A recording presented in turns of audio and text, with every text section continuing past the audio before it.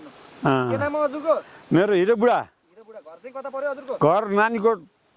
नानीको भन्नाले कालीकोट जिल्ला भन्नु होइन कालीकोट जिल्ला कालीकोट जिल्ला पचलजना गाउँपालिका गाउँपालिका पचलजना गाउँपालिका वार्ड नम्बर 7 वडा नम्बर 7 मा पर्नुहुन्छ यो हातमा यो तपाईले के बनाइराख्नु भएको छ कि बुनिराख्नु भएको छ यो के हो यो कपास जस्तो यो हाम्रो भेडा पालेको हुन्छ हेर्नु भेडा पाल्दाखेरि अब भेडा खौरेर यो हामीले उन फड्के बनाएर यो पालिकाले पाइस दिन्छ त्यो पाइस लिएर उन छुनेर काट्छौँ काटेर राडी बनाउने लिउ बनाउने हजुर तपाईँको अन्त लास्टै लिउ ओछ्याउने राडी ओढेर सादै अब बेडमा बसेर सुन्ने भनिएको छ ए ओके ओके भनेपछि हामीले जो यो राडी काम्लो भन्छौँ नि हजुर त्यो चाहिँ तपाईँ बनाउँदै हुनुहुन्छ यो यहीबाट बन्छ होइन हजुर हजुर भनेपछि यो भेडाको कपाल हजुर बाख्राको कपालको बन्छ कि बन्दैन बर्खाको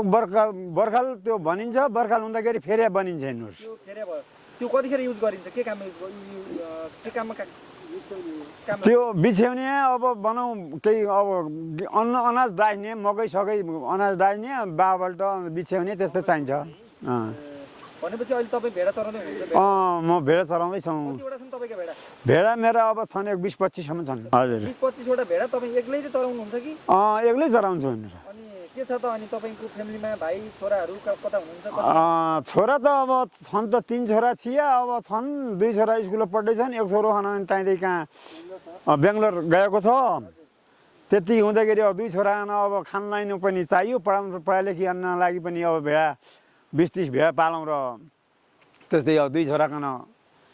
खान लाइनु कापी कलम बनाउँला भन्ने प्लान हुँदाखेरि चाहिँ यस्तै गरिया छ भनेपछि भेडा चराउनुहुन्छ भेडा बेच्ने चाहिँ सिजन कहिले हो बेच्ने सिजन दसैँको मौका असौज भनेपछि यहाँतिर दसैँको बेला भेडा बेच्ने अनि बाँकी यो कपालको पनि कामला बनाएर बेच्न पाइयो है पाइयो ए ल आफ्नो महत्त्वपूर्ण भनाइराख्नुभयो हजुरलाई धेरै धेरै धन्यवाद हजुर